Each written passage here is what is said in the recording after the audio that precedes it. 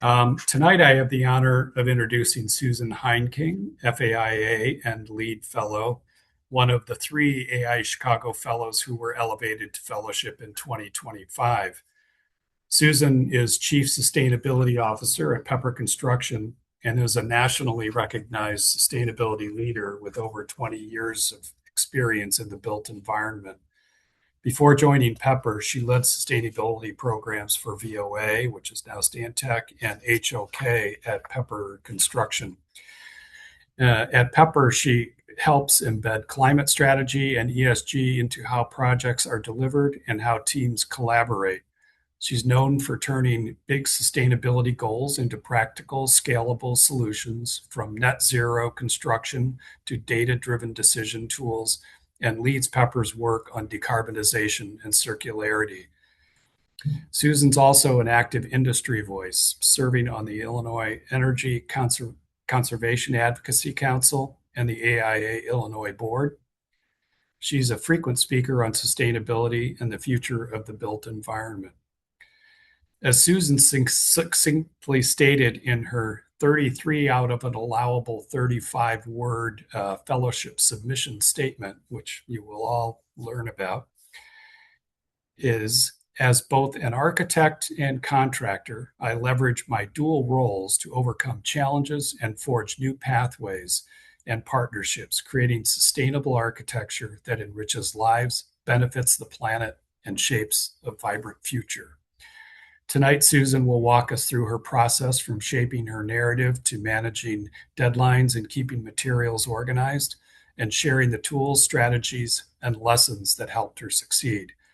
So, whether you're applying for AIA Fellowship for the first time or refining your approach, her discussion offers clear, actionable guidance to help you stay on track and submit with confidence. So, Susan, thank you for joining us here tonight, and we look forward to your remarks. And before you start, I will say that if you have questions, please hold them to the end. I think we have a pretty large group tonight, so hold them to the end. If you need a clarification, you can post that in the chat section, and Marcelena will alert us to that so that Susan can address that before she moves on. So thanks again for joining, and Susan, thanks for being here. Take it away. Thank you. Let me share my screen here so everybody can see my presentation. Is that working for everybody?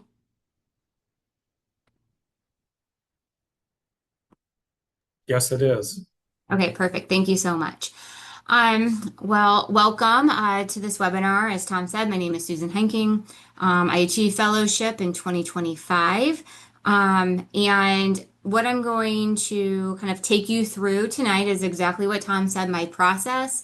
And really think about it as looking at someone's application and kind of dissecting the parts and pieces to understand kind of where things go, the topics that you want to cover and the topics that you have to cover, and all of the requirements. Also, that you want to make sure that you are checking those boxes, so you don't get, disqualified on a technical.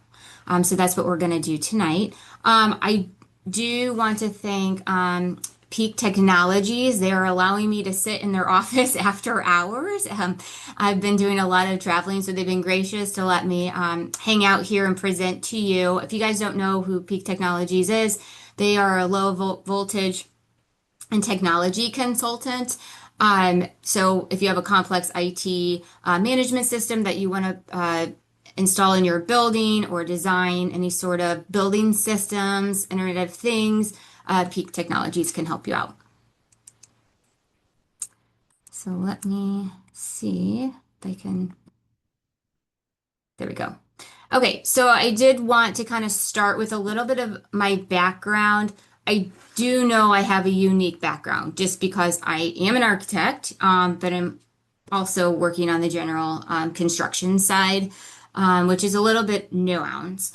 But regardless, if I've got my architecture hat on or my contractor hat, my entire career has been focused on sustainability. So kind of thinking through what you've accomplished in your career, kind of what you really love to do, what your passion is.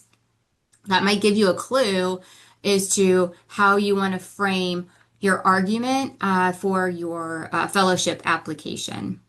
I was a licensed architect in 2011, so by the time I applied in 2024, I had met that 10-year minimum requirement, being a member consistently through the AIA. I did my undergrad at Southern in Carbondale, and then I did my master's at the University of Oregon. I've designed buildings, I've built buildings, I've authored building codes, policies, ordinance, I've developed software programs. I've done all of kind of like a mix, a diverse bag of things, all with the focus on sustainability and building performance. So again, that's kind of like my target, my bullseye is that sustainability. I've been involved in the AIA ever since I could be. I was on various AIA knowledge communities, and right now I'm currently serving on the AIA Illinois board. This is my second year. We have 1 year terms. And if you are interested in joining AIA Illinois board, applications are now open. It's very rewarding. You really do give back to AIA by serving on the board. I've also authored blogs, I've published articles, all of these things like are my speaking engagements. It's kind of you have to go through, I'm telling you all this because you have to go through your entire history of your career and really get that index of where you speaking at or spoke at, what you've written, what the topic was, and kind of really build up like this crazy intense resume and then start picking out the parts and pieces that focus in on your application. So the purpose of fellowship, if you kind of read through the website, is really to demonstrate measurable impact beyond your immediate practice. So the one thing that's a little, I think, hard for all architects because we're all very team players and we're all about collaboration is that you have to change your mindset from that team contributor mindset to like your individual driver of change. What did you do to kind of push the ball down the field?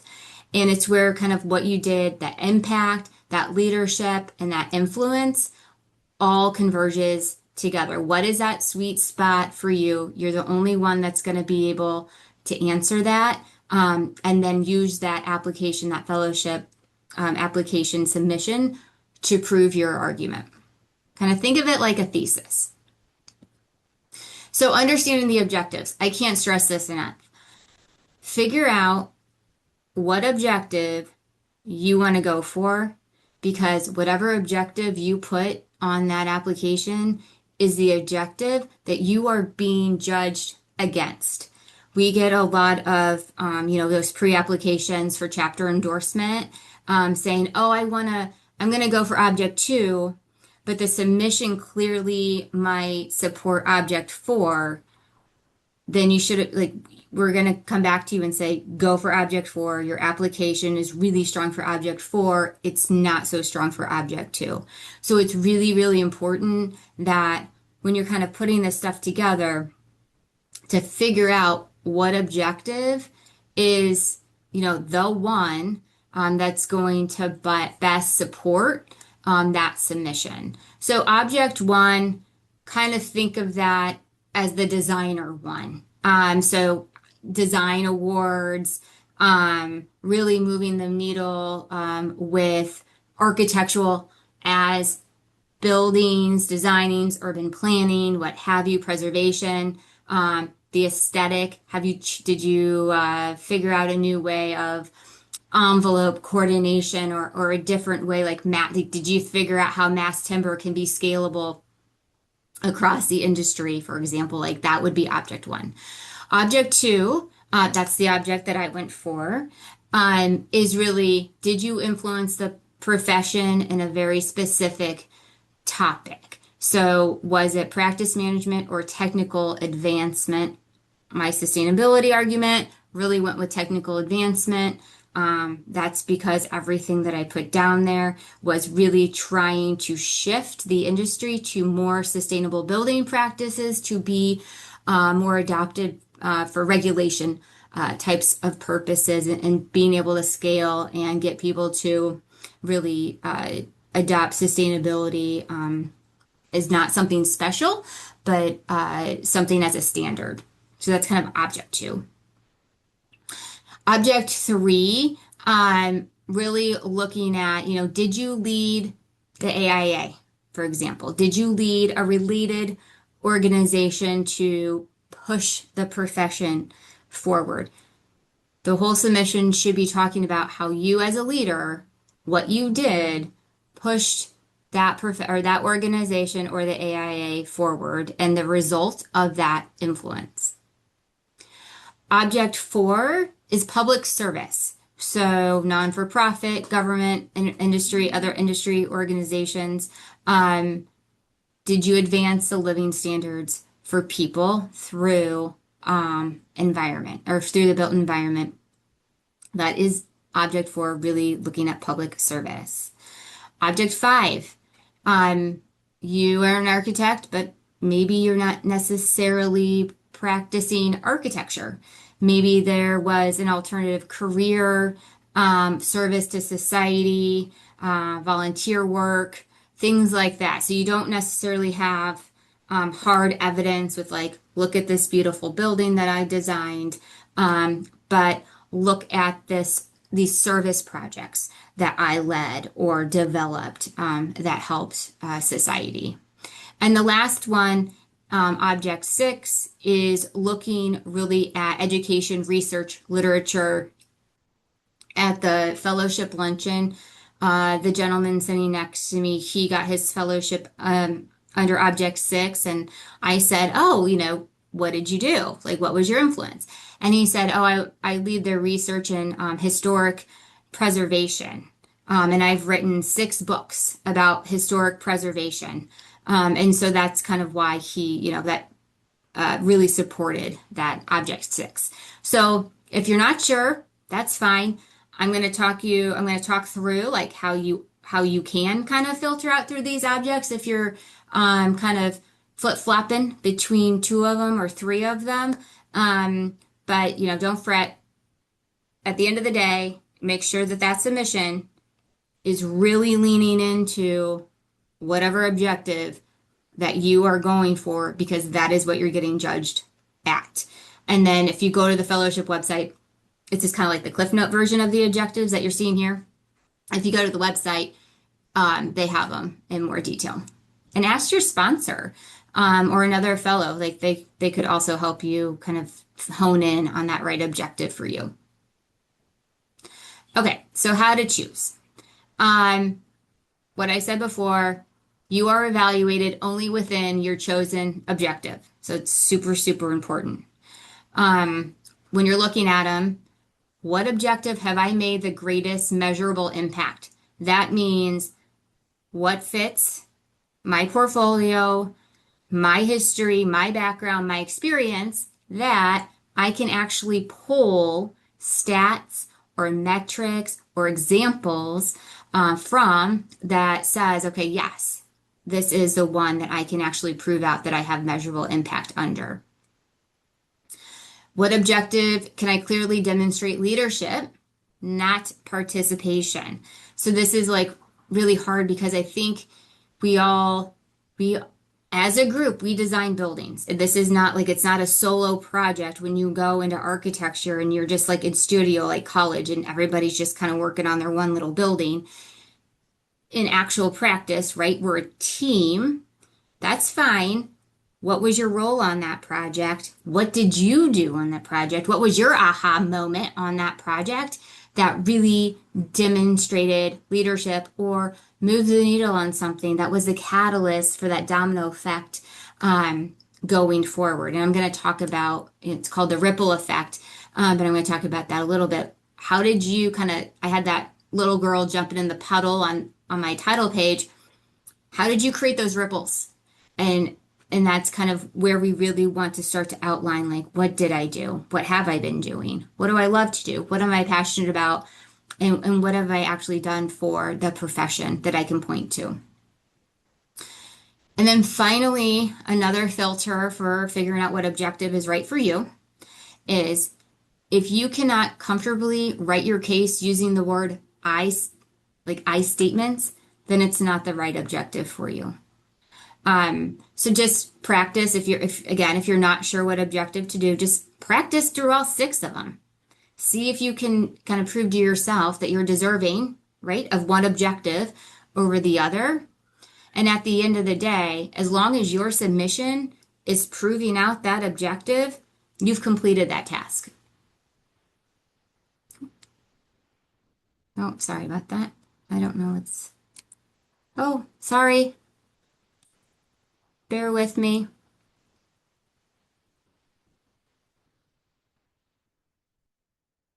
All right. Am I back online? I don't know what just happened there. Yes, you're working. Okay. Sorry about that, you guys. Okay. So you have to put your ego back into it, right? You have to say I. So we're trained to say we, team, us, collaboration. Fellowship requires you to say I. What did I lead? What did I influence? What did I change? If you're like me, I'm not I'm not a very loud person. I'm very like humble when it comes to achievements. I don't like a lot of attention. So it's really hard for me to kind of say I. I love saying we. But this you really kind of just have to force yourself to focus on you and really pull out what you did and what you led, what you influenced, what you changed. Because if you didn't lead anything, if you didn't influence anything, if you didn't change anything, then you shouldn't be going for fellowship. This is all about you and what you've done for our industry. So, how you do that is you need to define your why. So, in the work that you're doing and the objective that you're choosing, why are you doing that work? What problem have you committed to solving? How has your leadership actually shaped outcomes? So when we're looking at statement pieces, think about this as like when you're in an RFP, right? You're writing a proposal for an RFP. It's not just boilerplate information. We might always just kind of copy paste some boilerplates here and there. But you know how we are. Like if we're going after a hospital, we are going to edit that paragraph to be hospital focused versus if we were going after a K through 12 project, we are going to edit that paragraph to be associated with the K through 12 market. This is the same thing. Understanding your statements, who's your audience, what you are trying to tell them about yourself. So instead of we developed, it's I led the development of. Instead of our firm implemented, it's I initiated and scaled. So just don't don't get in the paralysis analysis stage. Just think about the project or whatever your exhibits are that you want to showcase your argument around, and really pull out what your role is and what you brought to the table. So when we talk about, I'm going to talk about the 35 word statement next, and your summary of achievements. What is your purpose as an architect? What are the actions you took to fulfill that purpose? And then as a result, what was your impact? How did you actually move the needle in the industry? What is that ripple effect that kind of created change throughout the industry of architecture? Oh, sorry. I think I went to, hold on. I'm sorry, you guys. I don't know why this is doing this. Okay. All right. So we are going to define your why. Why should the jury choose you? You are not creating a resume here. You're creating a story. You're creating a cohesive story. Again, what problem are you committing to solving within your role as an architect? Why does your work matter to the profession and the larger industry? How is your motivation driven constant action? My focus has always been sustainability. I care about this planet. I care about human health. I use architecture and building to influence that for the better. I constantly kind of went right back to that, went back right to my focus of sustainability and like, this is what I'm doing. That's my passion. Here's how I've played out my passion, and here's the impact of those actions. When you are doing your summary of achievements and you're thinking about your 35-word statement, make sure that there is a clear line through your career stages. Not everyone's just born a fellow, right? We all have been through the trenches. There's always been like a stepping stone to where you are today. Make sure it sounds authentic. Don't use, jargon. Connect to the broader society or our professional needs within architecture. And a really important question, I think, just to kind of challenge your brain when you're going through all of this is if your work disappeared tomorrow, what gap would exist? Right? So this really helps you hone into the impacts that your influence actually resulted in, and start to really organize your thoughts and your argument. So the ripple effect. In the, when we talk about fellowship, when we talk about our submission, people are always like the ripple effect, the ripple effect. Even in the application guidelines, it says to note what the ripple effect is for your exhibits. So what the ripple effect is that expanded influence of your contributions. For example, okay, I'll give a really straightforward example. I did the Walgreens flagship store years ago in Northwestern Hospital in Galter Pavilion. And we had this whole idea of the park in Lake Michigan, and can we have the retail kind of mimic that in a very architectural way? And we had these installation of like very kind of Danish almost tree structures within in the store. And we wanted the floor to represent the shadow of those trees. And we were like, well, how do we do that? Because we didn't want the Schluter strip line. And kind of looking at what can we do? What's that design mode shift that we can do it? We worked with the subcontractor and figured out how to cold pour the two colors against each other without using that Schluter strip. So if you look down, you can see the two colors butt up against right next to each other, but it did kind of give that illusion of the shadow from the tree canopy structure above you.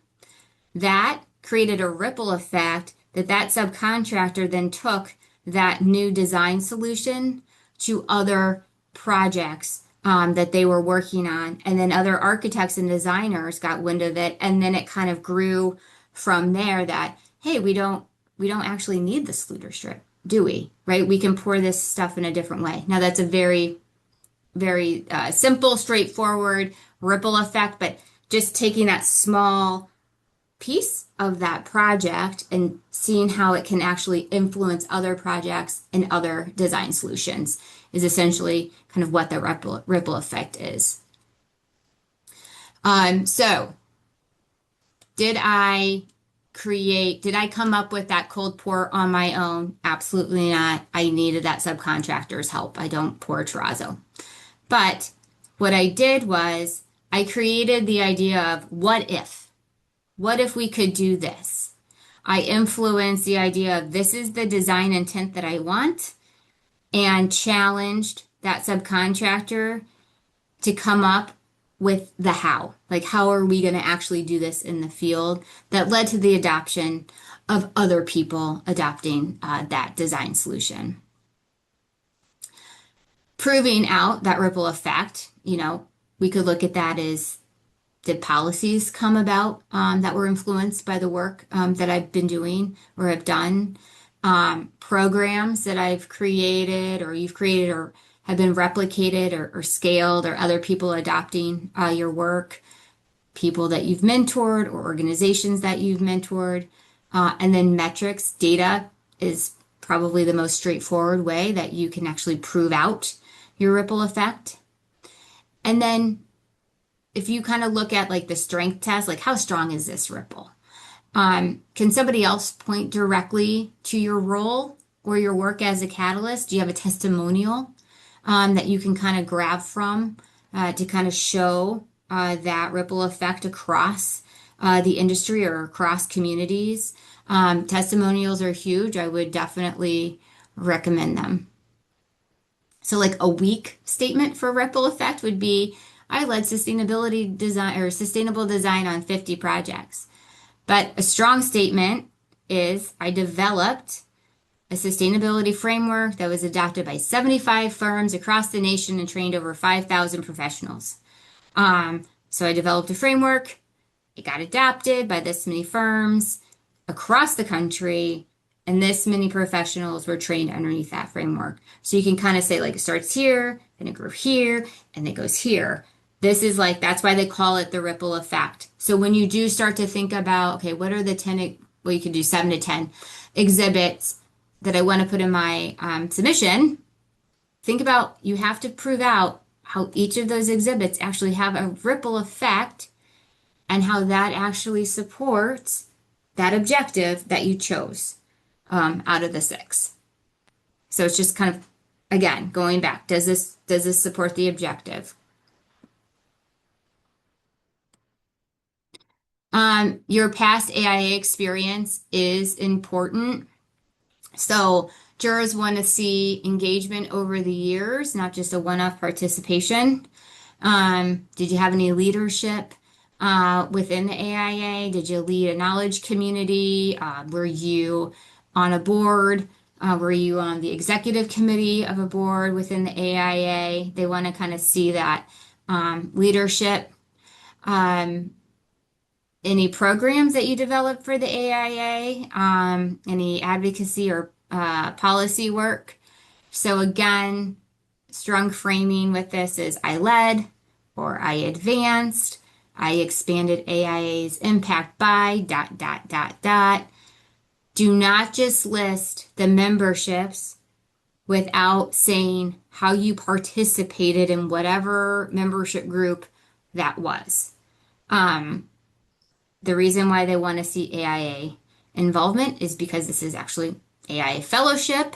So they want to see that you are committed to advancing the profession and the AIA as an organization. It's not just your career, right? So again, it's kind of like that ripple effect. All right, so we are going to dive into your 35-word statement, which mine was 33. Use all 35, don't use all 35. You're going to rewrite this 50 times over. It's okay. I literally just rewrote this thing over again as I developed my submission drafts. And then it literally was the last thing that I finalized before I submitted. So it is fluid. It really is just supposed to summarize what your argument is and what your why is. I know Tom read mine, and this is the one time that I would suggest or recommend not using the word I. And that is because this statement is, if you are chosen as a fellow, this is the statement that they read as you cross the stage to receive your fellowship. The issue with that is they literally just copy paste this. So it was going to be read as like the person saying Susan Heinking, and then they would read the I statements. There was no fixing, you can kind of see on the second one, the one on the bottom, to the third person. And when I was the only I was the only fellow that had I statements in my 35 word statement. And it took a lot of back and forth with National to get them to allow me to change that statement to a third party just for the ceremony. So if you don't want to go through the headache that I did, just do it third party for your 35 word statement and then use I across the rest of the submission. Um, if you don't care, you don't care. But I just kind of wanted to share my story because I was a um, little shaken up about it because I thought it was going to sound weird if they didn't, say my name as I'm walking across the stage and they were going to say I. So that is my 35 word statement. So I wanted to kind of break down this statement for you. This was my why. So if you look at my 33 word statement, um, kind of pulling out what my purpose is, what my action was, and what my influence, right? I try to capture that all within that statement. So my purpose is creating sustainable architecture. My action, I leveraged my dual roles as a contractor and architect to forge new pathways and partnerships. And in doing so, I've been able to enrich lives, I've benefited the planet, and I've shaped the future. So in every exhibit that I have put in my submission, it talks about my influence, my action, like what my role was, and my action, what did I do? And then my influence, like my ripple effect, what was the result of my role and my action? So when you kind of go through that, just kind of think about in those different sections. Um, I would recommend storyboarding this out first. There is a lot of requirements. We're going to go through the three sections tonight.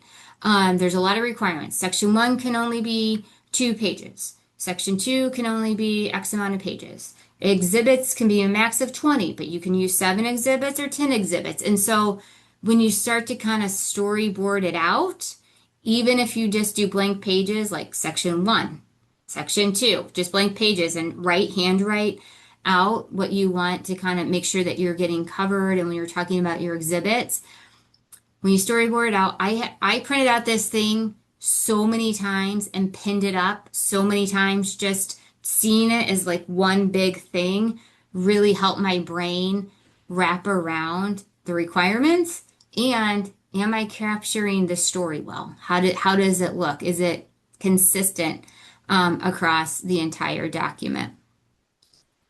So this is kind of, I mean, what you saw before was a legit PowerPoint that I had made when I was starting to storyboard it out. And this is my final submission storyboarded out. So you can kind of, as you're going through the process, if you get a good chunk done, print it out, pin it up. Make sure that it's kind of jiving with the rest of the document. Make sure that you're getting that information that you want within your submission. And do that the whole way through to the very end before you hit that submit button. Okay, so we are going to dissect my submission and go section by section. Don't worry, I did not going through every page in my 40 page submission, but I am pointing out the really important stuff to remember. So section one, it's a 2 page max, but you see 3 pages, right? You have a cover sheet. This does not count against your page limit. So a lot of people choose to put their headshot, right? Put a face with the name for their cover sheet, and then the year, like their name, and then the year that their application is. So I kind of just followed the norm on that one. The second page in your application is going to be your sponsor letter. Now, your sponsor letter is the only letter that you're going to see. The nomination letters, they are going to directly, whoever your nominators are, they're going to directly upload that to the AIA website. You're not going to see what they wrote about you. Your sponsor letter is the only one you're actually going to see what they wrote about you. You should be working with your sponsor through this whole thing. That sponsor letter should support that 35-word statement and your summary achievements in your whole submission. So make sure that you're sharing your drafts with your sponsor so they can help you out also, but get a really good idea of what your argument is and how you are meeting that objective. So the sponsor letter, you're going to get it. Make sure your sponsor gives it to you like in a PDF, and you're going to copy paste that PDF in your blank page here for your second page. Technically your first page, but your second physical page. The sponsor letter needs to be addressed to the jury chair, so make sure you look that up. It's on the website. And your sponsor must be a fellow or an AIA member. It's always been said better if it's a fellow as a sponsor, but it's not required to be. And then your third page, or I guess technically your second page, is your summary of achievements. This is where that 35-word statement is going to go. Okay, right up top, big, bold. That's what they're reading. That's your argument. That's your why. And that's going to be up the top there. And then you're going to create a summary narrative on how you meet that why. How are you meeting that 35 word statement? And that's section 1. This is probably going to be like the last section that you do. You kind of want to work backwards with everything because you really want that summary achievements and that 35-word statement to be that kind of reflecting piece of everything that follows that juror is going to read. All right, section 2. Section 2 is broken up a little bit. 2.0 is going to be basically your resume. This is probably this page is probably the most straightforward other than just copy pasting a PDF from your sponsor. So section 2 is significant accomplishments. 2.0 is going to be your CV. You are going to write out your education, right? Where'd you go to school? Your registration, where are you licensed? Do you have lead accreditation? Do you have other accreditation or registrations? Your professional affiliation, so what organizations have you been and currently are a part of in years, and then your work history. So not only what firm have you worked at, but what role. This is kind of where you show your career progression with your work history and what did you do generally in that role. Then section 2.1 kind of breaks up a little bit. These are multiple pages. So like 2.1 for me, for my project work, took up 7 pages. Just so doesn't mean that yours has to, but mine did. So that's why I put that in parentheses. Section 2.1, significant work projects. So this is not exhibits. These are like, okay, what are some significant projects that maybe didn't really meet the exhibit criteria or influence that your exhibits are going to meet for that ripple effect, but do support your why, kind of like, smaller scale versions of kind of what you've accomplished over your career that supports your why.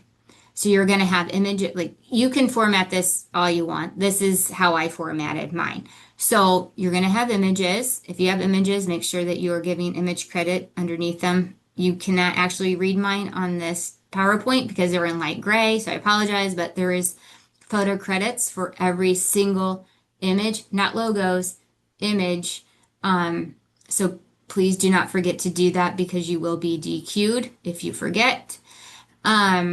You want to make sure that if you're doing a project, right, whatever it is, sometimes I had software, sometimes I had actual built projects, the project name, the firm that you worked in when you did the project, the year, and the role, your role on that project.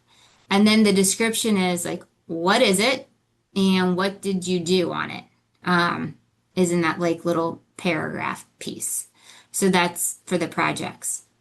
The next portion of section 2.1, significant work, is your civic and your volunteer work. So again, if you have a photo like I do in that top right corner, image credit needs to be put under there. If it's a logo, you don't need to worry about it.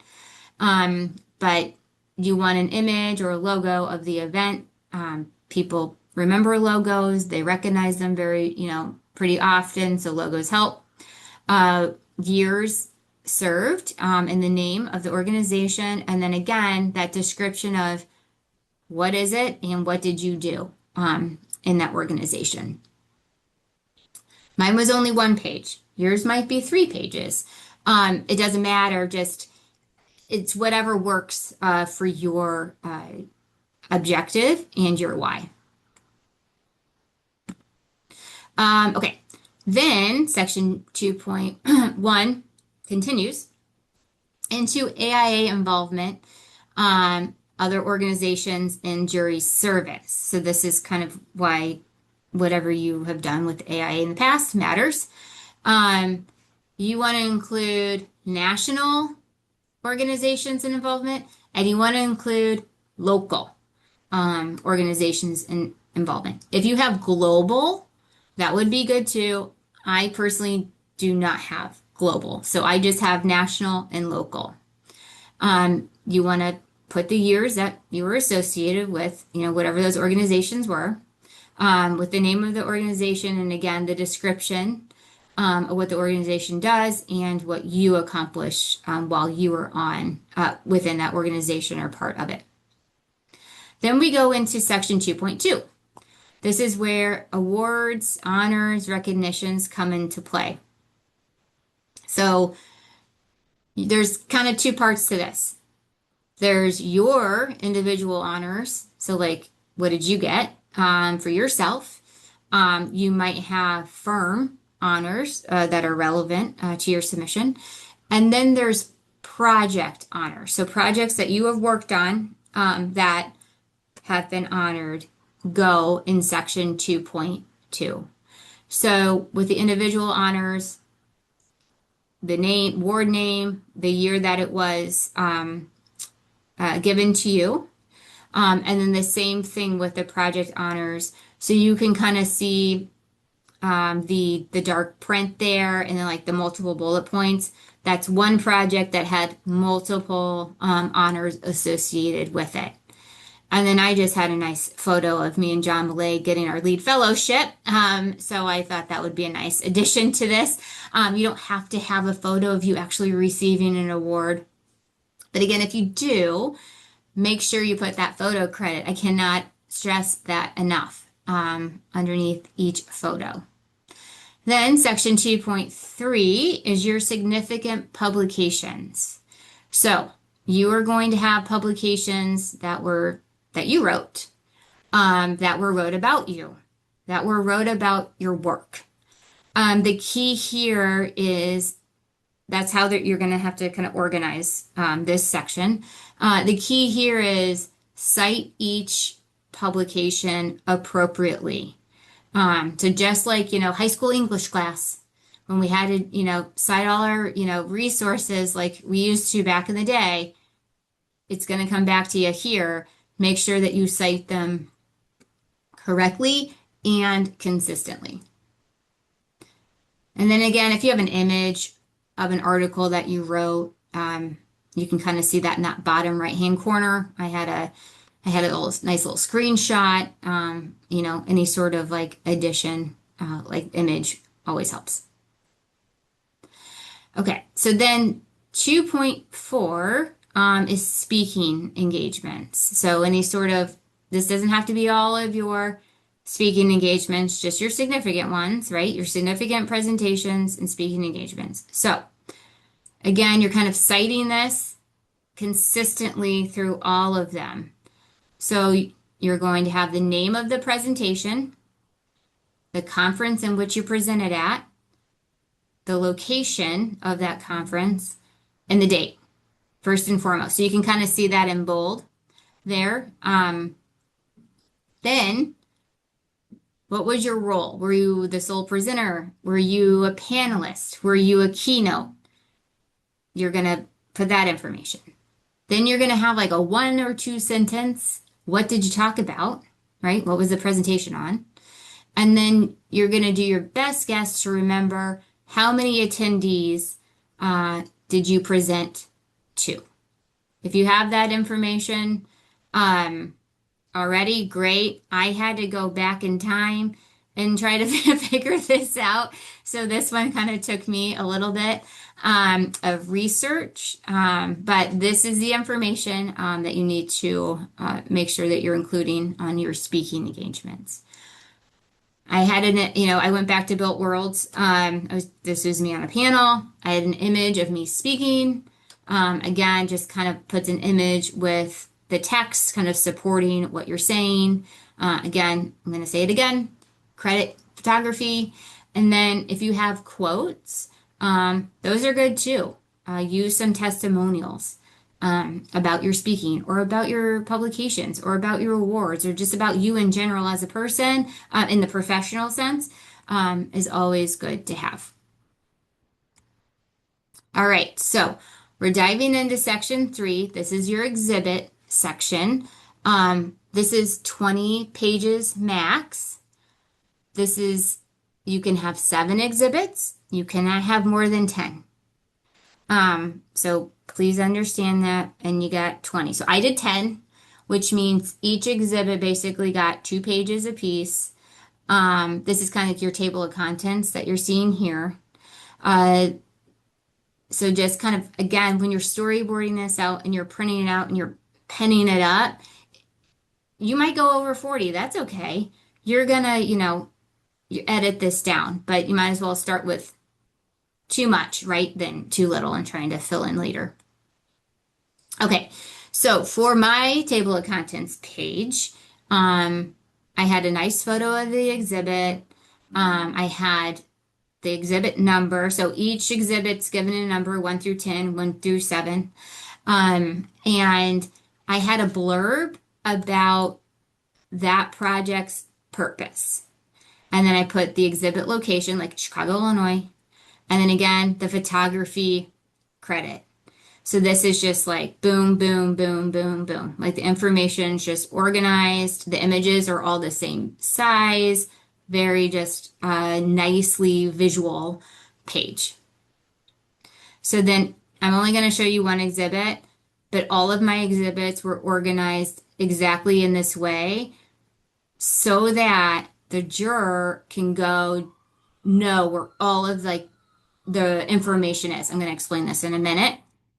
But when you organize your exhibits, you don't want a declaration of responsibility in the upper right and the next one, the declaration of responsibilities in the lower left. You just, whatever that constant information that's required for the juror, you just put it in the same spot for each exhibit. It makes it a lot easier. You don't want a juror to, try to go searching for information. Okay, so this is page 1 of an exhibit. So you're looking at my exhibit 3.6. Happened to be the Pepper, Ohio office. And so the goal or the result or the purpose of this project was to achieve net zero energy and historic preservation. So every exhibit, title, section, or exhibit number, and you don't have to do this, but I did this, purpose, right? Or influence or goal achieved of that project. Then in the upper right, every exhibit I had, declaration of responsibility was in the upper right. It's almost like a copy paste. You got to edit it for each exhibit, but I blew it up just so everybody can read it, that you're going to name it Declaration of Responsibility. And then for every single one, it's going to start out with, I have personal knowledge of the nominee's responsibility for the exhibit listed, period. So that's almost going to be a copy paste for every single exhibit.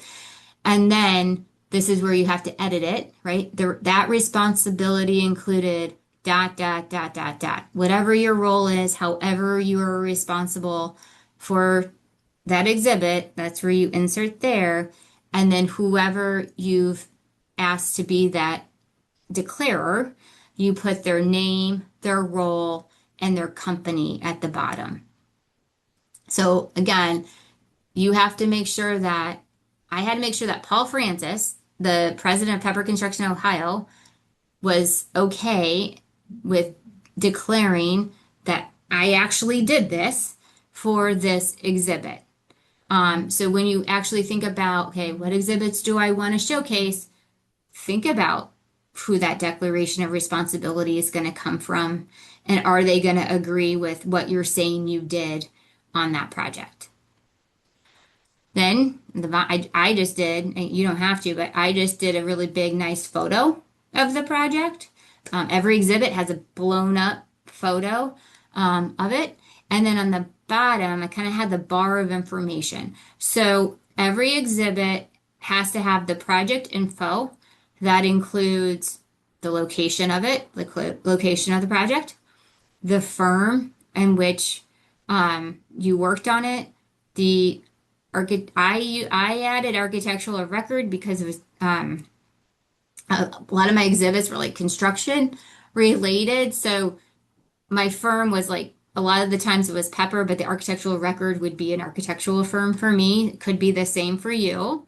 The role in which I was during this project, the size in gross square feet. As you guys know, contractors, we don't actually talk when we say project size, it's always dollar signs. It's rarely square footage. But when they talk about size, just you guys probably already got that. It is gross square feet. And then the completion date of the project. In the middle there, you see that text. That's a summary of the project and the results of that project. And then each exhibit has to have a challenge statement. So what was the challenge for this project? So for every exhibit, I put the same information in the same spots. So that way, when the jurors are flipping through it, they know that challenge is going to be probably in the bar underneath the big, beautiful photo. The project info is always going to be the left. The name's always going to be in the upper left. The declaration was always going to be in the upper right. However you want to map this out, just make sure it's consistent. And then on the very, very bottom was the testimonial. You have to have a testimonial from either the owner of the project or an associated project team member. And whatever they say, usually they'll say, like, what do you want me to say? Or can you give me some speaking points?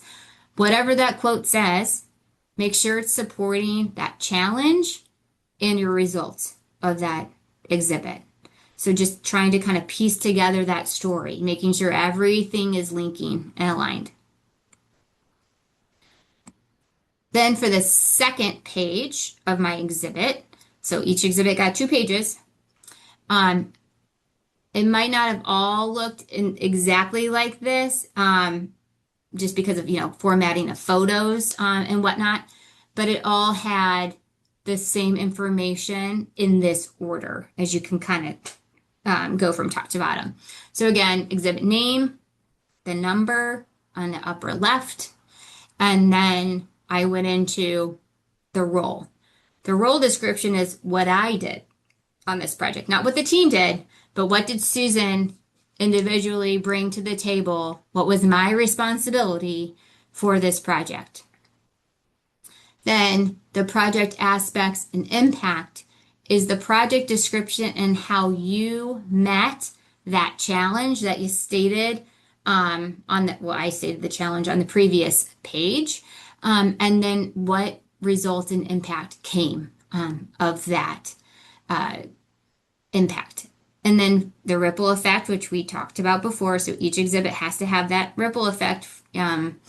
Very easy to find. So what did this project do for either the community, the surrounding community? What did it do for the industry? What did it do for the profession? Any sort of publications, right? Or awards, certifications that are associated with the project as well. Put on the project exhibit. And then, if you have it, a quote that supports that ripple effect. So I'll just give you guys this story. This was an abandoned warehouse. You can kind of see it's kind of gross pictures up top there, and then it's beautiful. So it was like abandoned warehouse in Lockland, Ohio neighborhood. Um, Needed a little bit of revitalization. We took this building, historic landmark. The whole goal was to make it net zero, but then also historic landmark. So we were kind of battling just the architecture of the envelope with those two things. But we wanted to prove out that you could take a historic preservation and make it net zero. So I talked about all of the challenges. We brought this building back to life, and it actually kick-started revitalizing that neighborhood. So that quote on the bottom there is actually the mayor of Lockland saying how much that this building actually means to the community and how like keeping historic preservation with the innovation of sustainability helps revitalize the neighborhood. So again, when you are looking at your exhibits and your story and your argument, just do your, like, the story's probably there. Do your best to kind of dig deep and kind of pull out those parts and pieces and those aha moments that maybe at the time you're like, oh, those are little things. But when you start really laying it out, you're like, hey, you know what? That really actually made a difference. It really made an impact and start writing it out and you'll get there. Okay, so I probably have talked about photography credits a lot tonight. So make sure that any photography you use gets a photography sign-off sheet. This even includes if you took the photo. Okay, so like that first one, that's me, Susan Heinking. I took a photo of the JW Marriott during construction. I wanted to use that photo. I had to fill out a photography license for my own thing. Then it's, the middle one is just probably your typical one. The middle and the last one is your typical one. So like the middle one, Starbucks Reserve Roastery on Michigan Avenue, Pepper Project. Really easy to get the photography sign off on that because that's the company that I work for today. Okay. The last one actually I had to go back to Stantec, which when I worked for VOA, I worked for VOA. Stantec acquired VOA after I left. So this was a lot of who do I know who still works there moments. Will you give me the time of day moments? So if you are trying to get photography sign-offs from past firms and maybe you don't have the close connections that you once did when you worked there, 12 years ago, uh, give yourself time to get those signed off. Everybody's nice. Everybody wants to help you. You're just not their priority. So just try to figure out, the sooner you can figure out the photos to get these sign-offs, the better. I have photo sign-offs that at the end of the day, I didn't actually use those photos. So it's always better to be cautious and get more than you need. But just make sure for every single photo that you put in your submission has this sign-off sheet, okay? And is credited within your submission. Then finally, they want a image and work index. So when your submission is done, you're happy, you're not moving images around, you're going to create an Excel spreadsheet for any image or graphics, all right? And so you can kind of see on the left there, here's all the images, and then you have to figure out what page, right? Go back through, okay, what page is that image on? And then you have to fill out the copyright credit information, that's where those forms come in. All this stuff is on there, off the forms, and so you're just basically organizing that information um, for them. And so the name of the contact, who took the photo, and then who owns the photo. Sometimes it's the same person, sometimes it's not. So something to kind of make sure that you get that information and aware of. You also have to do this for graphics. So I have a row 12 there. You've got like a little iPhone image. That's a graphic. It's an indoor air quality audit that I developed at Pepper with Intellex. So again, any sort of image you need or graphic you need to get credited. You might have one like I did in row 10 there, the Healthy Materials Library, that's both. So this is an image of of a graphic on a computer screen. So I had to do both who took the image, who owns it, and then who actually helped create that software and owns that software product that I was a part of. So again, it's just being organized. You all the hard work went into your submission. This is just pulling it out so everybody can kind of keep track of where images are, make sure that AIA has the proper sign off to be published if they so choose to publish your submission on the website. Okay, so I'm going to go through some do's and don'ts. I want to make sure I leave time for questions, so we're almost through here. Just in conclusion, like, please choose the objective that best fits your proven impact. Number one, most important, because that's what you're getting judged against. Lead with outcomes and results, not just activities, right? You did it, but what came of what you did, right? What did you impact? What were your results? You have to show your influence and make sure whatever visuals you have, it's actually supporting what you're saying. Get early feedback from other fellows. We've been through this.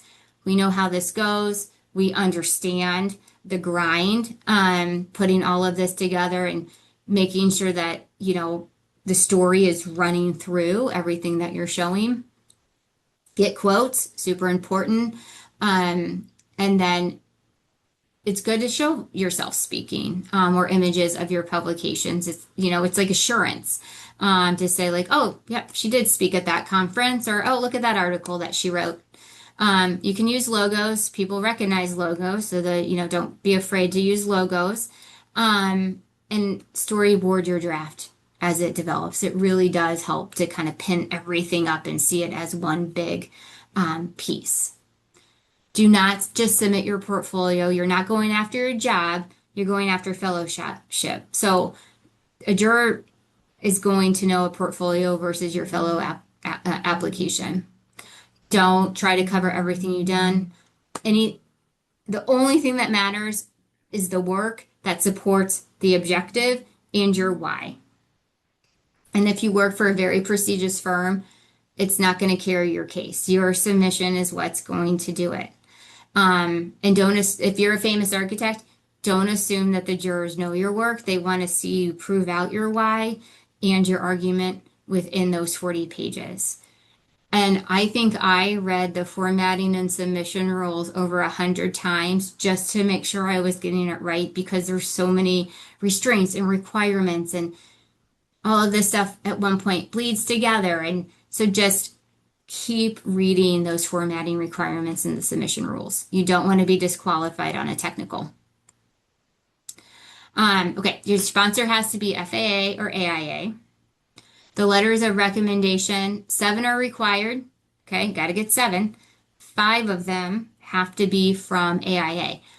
I didn't have all AIA or FAIA members do my letter of recommendation.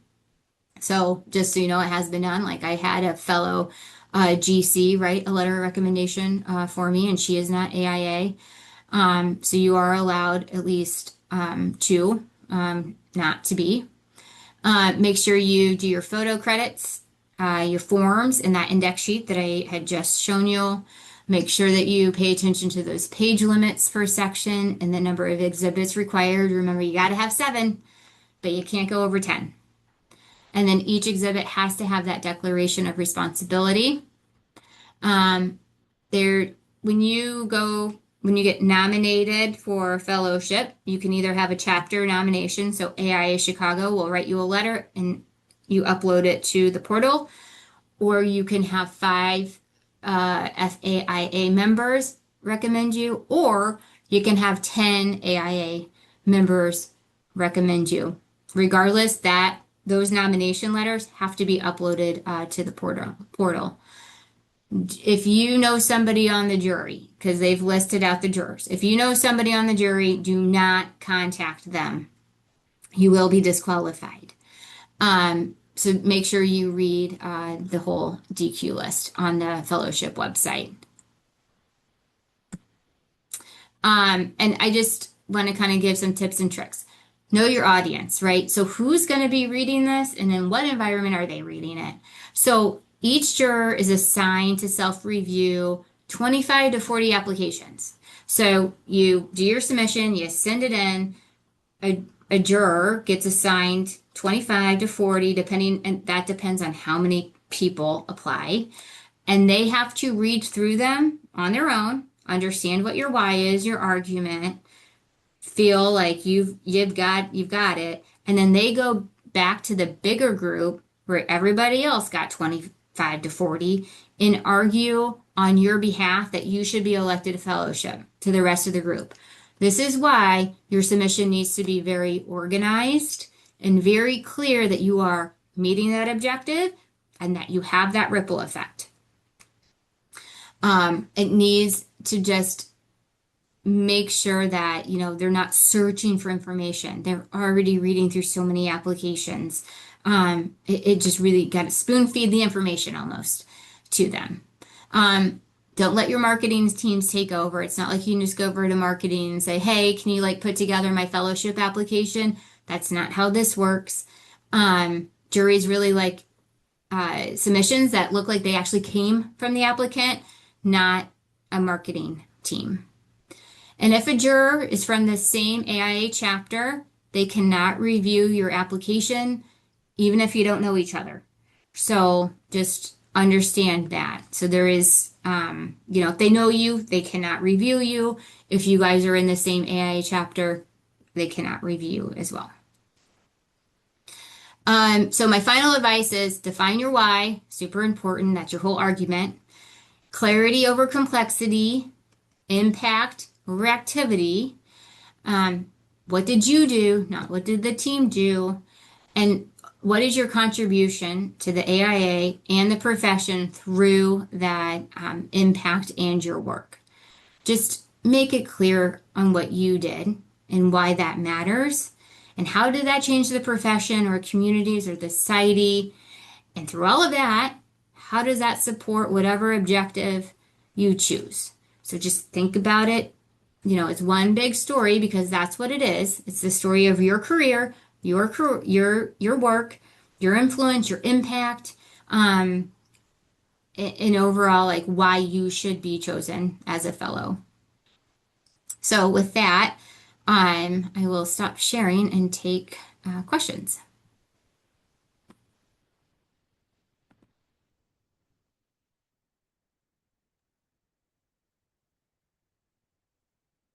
Susan, I'll just jump in for a second to say, everybody, there are no questions at the moment in the chat. So if you'd like to write them there, please do so. Or if you can raise your hand, I'm not sure if we have that ability here, Marcelina. I don't know if you can answer that question. You do have the ability to raise your hand if you would like to ask a Thank question. you. I see Jen Massengarb has a question. Hi. Jen? Tom, would you maybe want to clarify for those folks on the phone what the process is to receive the chapter's endorsement? Susan mentioned that on her last slide of either the chapter or 5 fellows or 10 members. Maybe just clarify for folks what that process is like, because you can't spring it on us. Indeed, I was going to make that comment, so I'm glad you brought it up. Mhm. Susan did mention with all of the different requirements of what kinds of endorsements you need to submit, one of which is the endorsement of your chapter. So this may vary in other chapters, but in AIA Chicago, some of you on the call may have participated as well. We send out a notice to all eligible candidates, just purely eligible based on time and those simple requirements. And then also notify them that by a certain date, in this case, I think our date was May 1st of this year, submit a brief draft portfolio that focuses, as you know it today, on what you think your object is, and a fairly concise document that has that kind of a statement as well as some collateral visuals. And what we do with that is the volunteers that participate on the Fellows Committee, as well as some other chapter member fellows who are willing and able to volunteer. Marcelina sends those submissions out to each of us, and we review them, and then we get together to kind of talk through them in a similar way as to the fellowship jury. And then we take it seriously, and we read these things in earnest because we want to be helpful both either in our recommendation that yes, you're ready to submit, or in our perhaps try next year recommendation. So we all contribute to a list of critiques, if you will, that might help you, we hope, help you clarify your intent and your submission and help you move forward in the process, whether it's for this year or a following year. Anything you wanted to add to that, Jen? Oh, but I'm going to put in the chat the page and AI Chicago's page that says more about what that endorsement looks like. And then also the national pages, which have a lot of details on do's and don'ts, the disqualified list, a deep dive into putting things together. So I'll put those in the chat as well. We're working on updating our own individual page in Chicago to include those references, but for right now, you can find them in both places. So I'll put those in the chat here just in a moment. Thank you. Are there any questions? I see a question about photo credits. So should the photo credits come from the firm that did the projects or the photographer? So that depends on who owns the photos. So whoever owns the photos is the one that has to sign the form. In most cases, not all, in most cases, your firm's going to own the photos. And they're going to put the name of the photographer, and they will be able to sign off. There's some instances that the firm might not own the photos, and you need to call the photographer if somebody needs to contact the photographer for that sign off. So it's whoever owns the photo is the one who has to sign the form.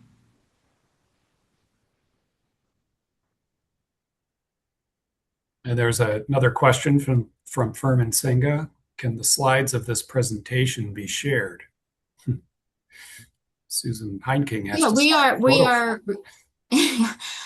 we are recording this presentation, but I'd be happy to PDF the presentation and send it on, and that can be shareable.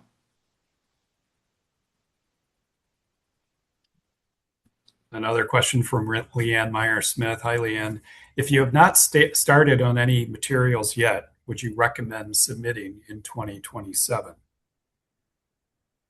I think that's a personal decision. I also waited, let's see, I think I waited till June to start mine, and I made it through. I know Jinhua also was under the gun with hers as well, her submission, and I think she waited till July to start, and she got it through. I'm gonna tell you, if you like late nights and grinding till midnight, go for it, because that's what it took me to do. Like it's almost in order to do that in such a short time, like you really have to just hunker down, Yeah. heads down, to get it done. If you want to give yourself more time, then you obviously you have the time to do that and to get that feedback from other fellows. Thanks. Yeah.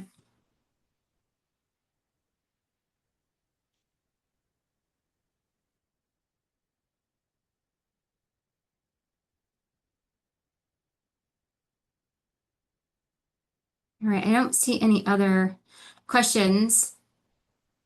I was just going to read Daniel Giaconetti's comments. This was such a fantastic presentation, Susan. Thank you so much for being generous with your time and sharing with us. And I would also echo that. In fact, I would say I've seen many presentations about fellowships, and this is as good or better than all of the ones that I've seen.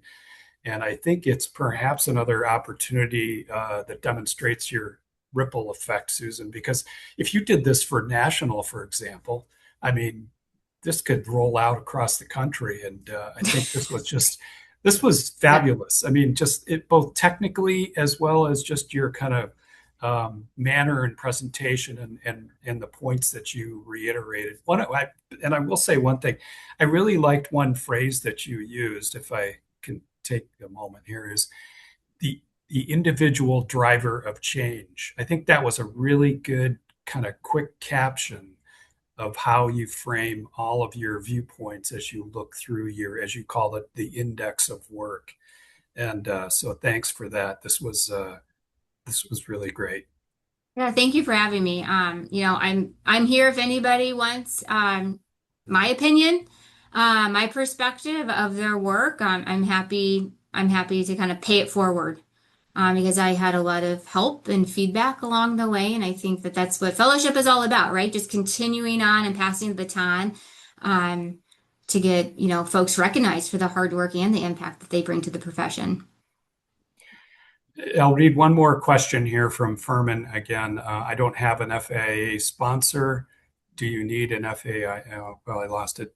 Can the whole process be completed without an FAIA sponsor? You do not, your sponsor does not have to be FAIA, but they do have to be AIA. It's just always, looked upon like if your sponsor is FAA, like does it matter? It's really up to the juror's hand if it matters or not. But they don't have to be. And I see Jen, you have your hand up again. Yeah, let's take Michael Barnes's question. Oh, I didn't see it here. I have something to say after that, just kind of a call to action for other folks. Sure. But let's take Michael looking- and yeah, Michael's question. I'm looking for it. I'm scrolling here.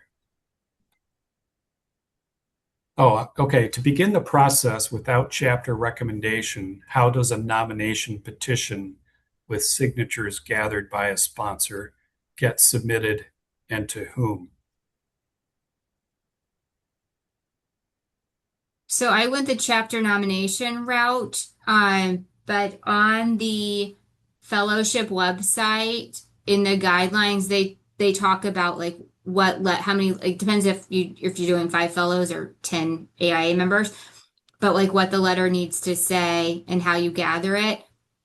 I'll put it in the chat. The you did? Okay. nomination form is on the link that I put just above, which is for AI Nationals page, but this particular link I'm just putting in now is the actual nomination signature form.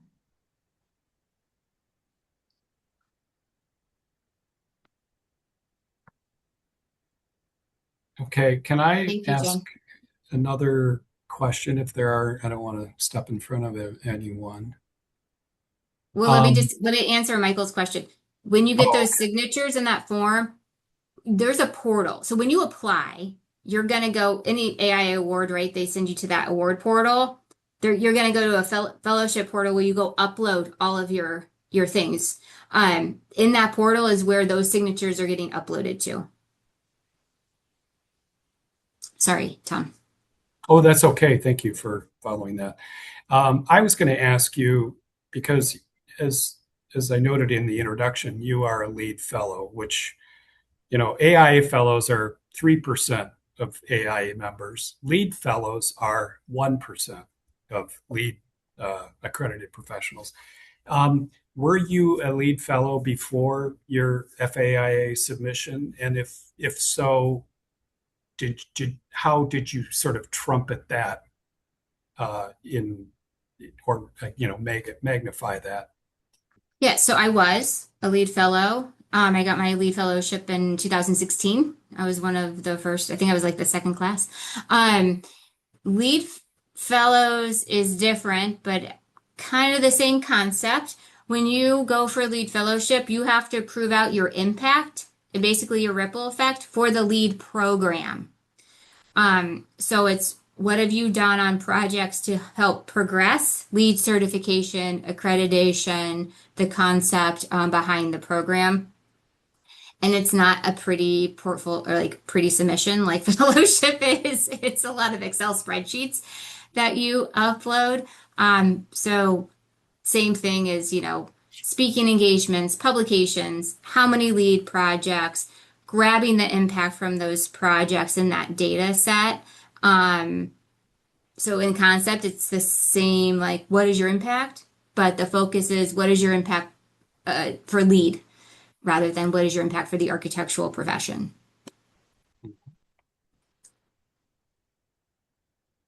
Okay.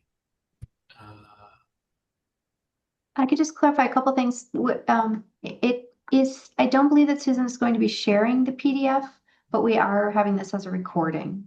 So you can. I said that I could share the PDF. I offered that. Okay. I can send that to you, Jen. Okay, send that to Marcelina and Okay. she can follow up with people. Okay, that's great. Thanks. And then if you're open to it, then people could ask you questions, I guess, if Yeah. if you're willing. I'll put my contact information on the title slide just so everybody has it, and then you can just reach out to me directly. That's great. That's great. Newt's got another question here.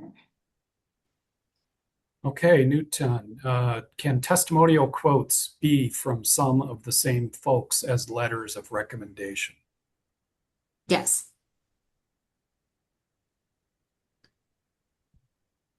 One other thing to echo, Susan, that you mentioned with respect to your supporters was that you had a couple that were not AIA members, and I also did that. And for me, the idea with that was to show the sort of impact to those outside of the AIA in as much as I could from a sort of bearing witness standpoint.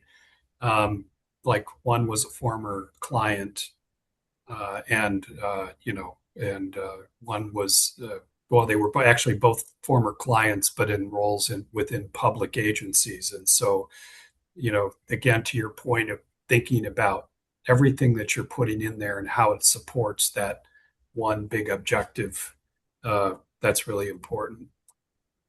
Yeah. Does your sponsor need to be from your home chapter? No. No.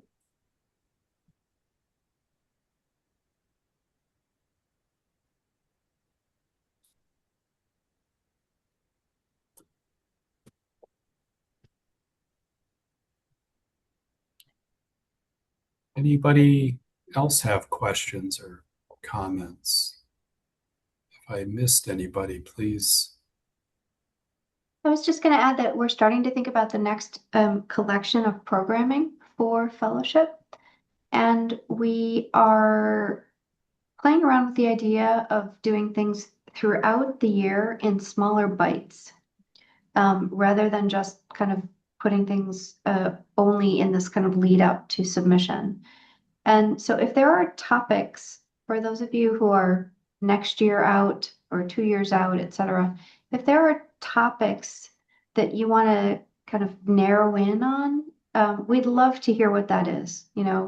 How to choose your sponsor, or how to map this out in a graphic way, or any of those kinds of like more bite-sized topics that you think would be helpful. We would really love to hear about those so that we can maybe plan some programming from different voices throughout the year. Maybe we're thinking sort of every other month, perhaps, or something like that. So if you've got thoughts, let us know. Jen, I think that's a great idea. One thought might be, and Susan, thank you for sharing your submission. I know somebody like Carl De Silva, for instance, has served on the jury or might still be on the jury. It'd be nice to hear from any AIA Chicago members who've actually been in that role of reviewing what has stood out to them. I mean, obviously Susan was successful, so she did something right? But yeah. He's actually not allowed to do that for 3 cycles. Okay. I think, is that right, to Tom? Two to 3 cycles. Yes. Yeah. So we can't get Carl. We can't hear from Carl, I think, for 1 more year yet. But we could certainly look back and see somebody else. We'd also thought about asking the person in the executive director role of the College of Fellows, who's the managing the whole process, to her name is Music and 40, to maybe have her come in and talk about like myths. We hear a lot of myths about fellowship, and it would be good to maybe hear from somebody at the national role, because Musa sits through all the juries as well. She's not making the decisions, but a myth busting session could be useful. I would also add that as a committee, we have tapped into Carl's expertise and consulted with him on several aspects of our program this year and going forward as well. So good suggestion, but he can't do anything technically, as Jen said, for I think another year. I'll take one more moment to remind everybody next Wednesday, speaking of programming, next Wednesday evening, same time, 6 to 7:30, we have Peter Exley speaking, and he's going to talk about storytelling. And I don't know if any of you know Peter, many of you must. Storytelling and narrative in fellowship applications. He's an amazing speaker. He was, of course, a president of AIA National, heavily involved with us at AIA Chicago as well. But so sit in for that, because that'll be not only interesting, probably riveting as well. It's a little bit after 7:30. I don't see any other questions, so I will wrap it up here. And again, thanks to Marcelena and Jen at AIA Chicago, and Susan, thanks to you for an awesome presentation. And thanks to everybody who's joined. I hope you found it insightful, and I hope you follow up on Jen's prod to give us let us hear from you as to what kinds of programs we might continue to pursue, both the rest of this year as well as next year. Don't forget, October 1st is the deadline for fellowship submissions, so get on it. And it's design night, 2 for 1 in one day. Yeah, so finish before design night. Well, it's got to be, because it's 5 o'clock Eastern time is the deadline. So you'll be ready for to celebrate at design night. All right. Well, thank you. Thanks. Thank you all. Thanks very much, everyone. Bye-bye. Thanks very much. Bye.